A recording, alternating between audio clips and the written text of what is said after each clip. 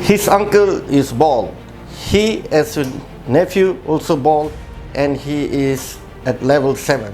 There is a genetic link. This is called androgenic alopecia. Today is day 7 after a smart FUE. Now, can you share with us about your experience? So I wanted to do a hair transplant.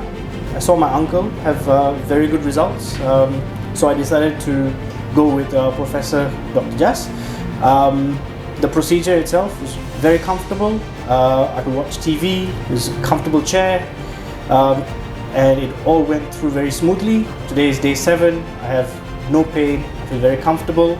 I'm flying off to Melbourne tomorrow. Happy with my new look. The goal for this patient is today is day 7.